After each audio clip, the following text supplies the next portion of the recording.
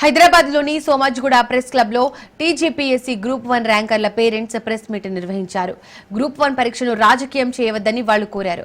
3 కోట్లు పెట్టి పోస్టులు కొన్నారని ఆరోపించడంపై మండిపడ్డారు. కష్టపడి అప్పులు చేసి పిల్లల్ని చదివించినట్లు తెలిపారు. ఆరోపణలు చేసేవారు నిరూపించాలని డిమాండ్ చేశారు.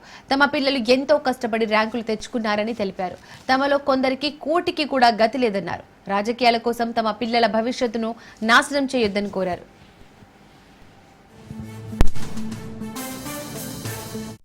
పిల్లల భవిష్యత్తు ఆలోచించండి. తల్లిదండ్రులది మాది సగం జీవితం అయిపోయింది.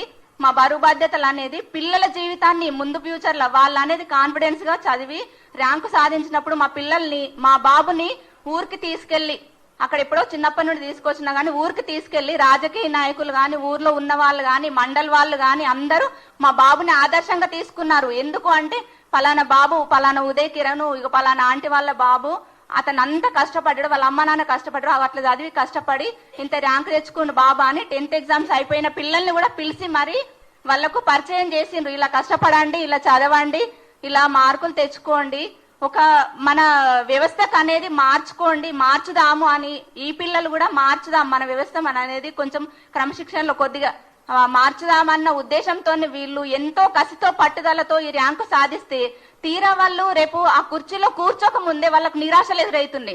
అసలు వాళ్ళు రేపు జాయిన్ అయినా కూడా వాళ్ళంతా పట్టుదలతో ఉంటారా చెప్పండి? తినే అన్నాన్ని నోట్లోకి పోయే ముందు కింద పడేసినట్టు అయిపోతుంది వాళ్ళకు. రెక్కాడితే గాని డొక్కాడని వాళ్ళు ఉన్నారు ఇక్కడంతా. 3 కోట్లు సంపాదించాలంటే ఎన్ని రోజులు పడుతుందో వాళ్ళకి మీరు ఆలోచించండి ఒక్కసారి.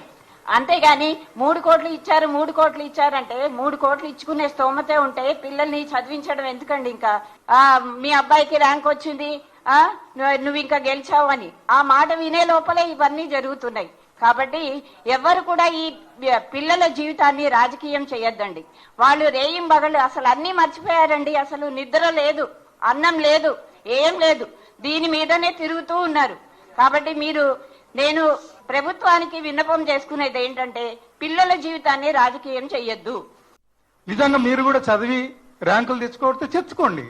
కాంపిటేటివ్ ఎగ్జామ్ లో సెలెక్షన్ ఎంత అవుతుంది? ఎంతమంది లక్షల మంది రాస్తారు? ఎంతమంది సెలెక్ట్ అవుతారు? సెలెక్ట్ కాని వాళ్ళు అంతా ఇదే పని చేస్తే ఎప్పుడు అవుతుంది? ఈ వ్యవస్థ మీద విశ్వాసం కోల్పోకుండా ఈ యూత్ ను మనం కాపాడుకోవాలి.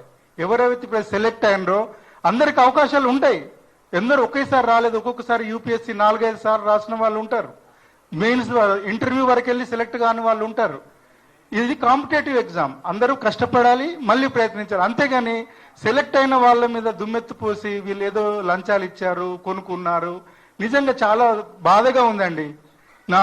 నా రిక్వెస్ట్ మీడియా మిత్రులకు, గవర్నమెంట్కి ఏంటంటే, ఇంకా జ్యుడిషియరీకి కూడా ఏంటంటే, దయచేసి దీన్ని పరిశీలించండి. ఇప్పటికీ 3 సార్లు అయింది, ఇది 4వసారి.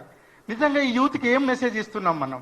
నాకు ఒకటి ఏంటంటే, ఇట్లాంటి ప్రచారాలను గవర్నమెంట్ స్ట్రాంగ్ గా నిలబడాలి. వాళ్ళు చేసిన దాన్ని కరెక్ట్ గా నమ్మితే వీళ్ళను రక్షించుకోవాల్సిన బాధ్యత గవర్నమెంట్దే.